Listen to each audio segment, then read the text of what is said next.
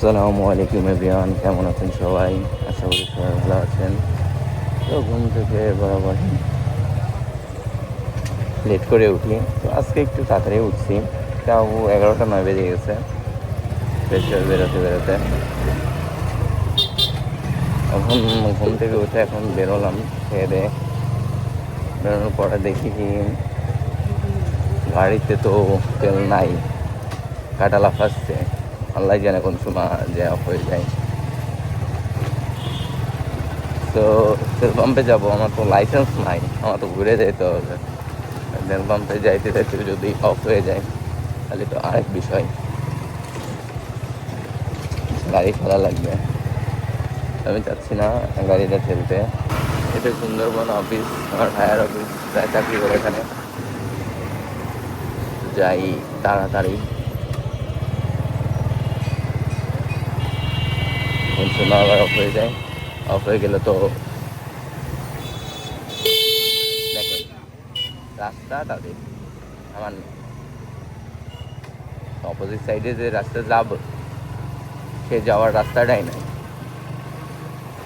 সবার নিজ নিজ রাস্তা, বাইকারদের কোনো রাস্তাই নেই। ট্রাই করতেছি যে আগে আগে যাওয়ার রাস্তা,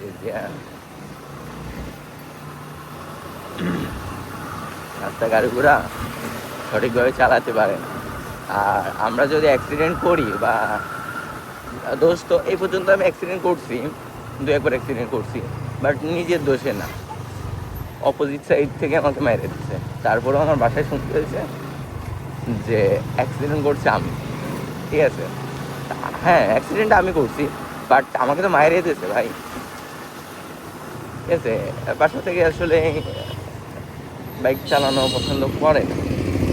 ঠিক আছে, এই স্বাভাবিক, বাইক চালানো পছন্দ না করাই স্বাভাবিক, কারণ আছে যে আমি বাইক চালাবো, আমার যদি ক্ষয়ক্ষতি আসলে আল্লাহ দিলে এমনিতেও ক্ষয়ক্ষতি হতে পারে, তাই না? কিন্তু পিতামাতার সবসময় একটা জিনিস ভয়ভীতি কাজ করে যে দুর্ঘটনা যদি একটা হয়ে যায়। তো ওগুলো বিষয় না, বিষয়টা হচ্ছে যে আমি যাওয়ার সময় যদি আমি মেরে দিই, ওইটা আমার ব্যক্তিগত হবে। আমি নিজের কাছে বলবো যে না, কি ভাই কোন দিক চালায়, মানে মানুষ গাড়ি ঘোড়া চালাবে একটু ফোকাস করে, তা না, মানুষ এক এক দিক থেকে গাড়ি চালায়। চারপাশে মনোরম পরিবেশ দেখবে, ঠিক আছে, ফ্রি টাইমে যখন কোনো কেউ রাস্তায় রাখবে না তখন দেখতে দেখতে চালাবে। প্রায় শান্তিবাগের ভিতরে ঢুকে আসছি, এরপরও একজন রাইডার।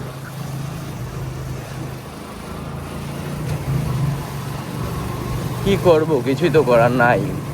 ঘুম থেকে উঠি 10টা 11টা 12টা, আজকে একটু তাড়াতাড়ি উঠছিলাম বাট বেরোতে পারলাম না তাড়াহুড়া করে। আমাকে একজন কল দিয়ে ডাকছে, তার কথা না বললেই নয়, সে স্পেশাল একজন মানুষ আমার।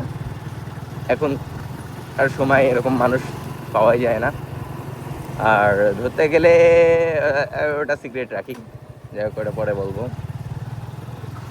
দেখতে দেখতে শান্তিবাগের ভিতরে চলে আসছি, আর 1-1.5 কিলোমিটার গেলেই তেল পাম্প। আল্লাহ জানে কি করে আমার গাড়িটা, বোঝা যাচ্ছে না। ঠিক আছে, নতুন গাড়ি কেনার পর তেল তো চেক করা হয় নাই, ভালোই তেল কাটছে ইঞ্জিনে। আমার দোস্তর বাসা ওই যে, আমি ওকে বেরোয় থাকতে বললাম, এখনও বেরোয়নি, তেলটাকে ভরে আনি নাই, দাঁড়ায় থাকলে ঝামেলা। তো মানুষের কত কষ্ট, আমি কি করলাম আমার জীবন লাইফে। আসলে আল্লাহ আপনাকে দিবে না তা না, কিন্তু আপনি ধরে রাখার দায়িত্ব আপনার। ঠিক আছে, কিন্তু আমি তো ধরে রাখতে পারি না, আমি ধরে রাখতে পারি নাই। তো সময় আমারে দিছিল যে আমি এই বয়সে যা করছি তা অনেকের স্বপ্ন। তারপরেও আমি গর্ব করে বলতে পারি না যে আমি এই বয়সে কী করছি, কারণ আমি কী করছি ধরে রাখতে পারি নাই কোনো কিছুই।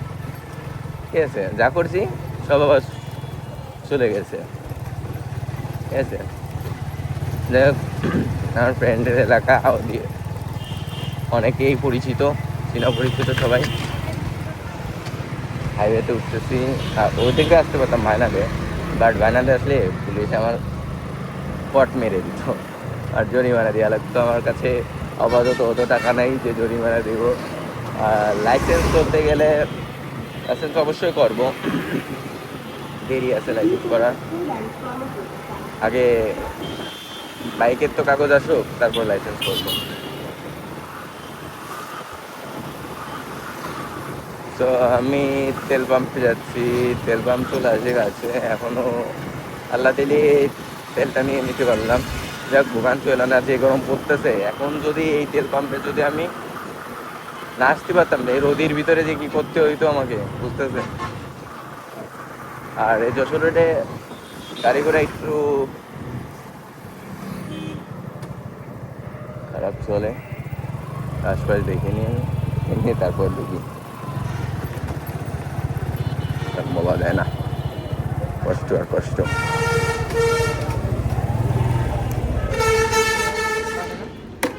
না, 199 টাকা দেন, 99।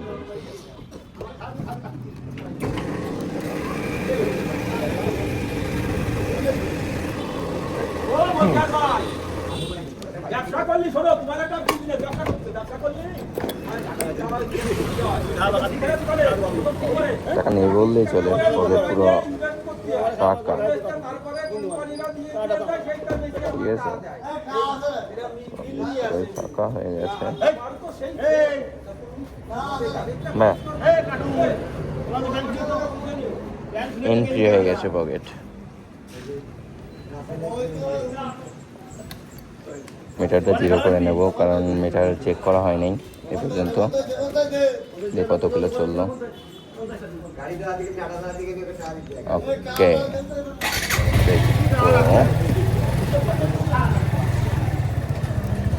দেড় উদ্দেশ্যে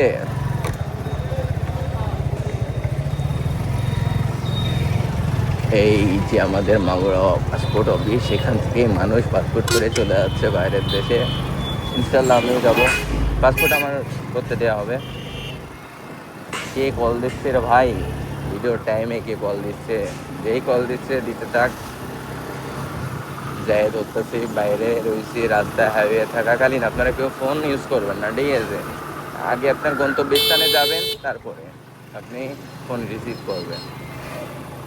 হাইওয়েতে থাকাকালীন আপনি ফোন রিসিভ করবেন না, যত ইম্পর্টেন্ট কাজই হোক। আমার ভাই, আমার আব্বু আমাকে ফোন দিয়ে বলে, এই তাড়াতাড়ি বাসায় আয়। আরে আমি রয়েছি হাইওয়ে বা কোথাও দূরে কোথাও রয়েছে, তাড়াতাড়ি কোথাও যাওয়া যায় না ভাই। রিল্যাক্সে যাবেন, আপনি সময় পাবেন। তাদের ইম্পর্টেন্ট অতটাও কাজ থাকে না যতটা আপনি মনে করবেন, ঠিক আছে? সো নিজের সেফটি নিজের কাছে। তাড়াতাড়ি যাইতে বলছে বলে তাড়াতাড়ি যাইতে হবে তা তো না, ঠিক আছে? তাহলে একটু মেনটেন করে চলতে হবে।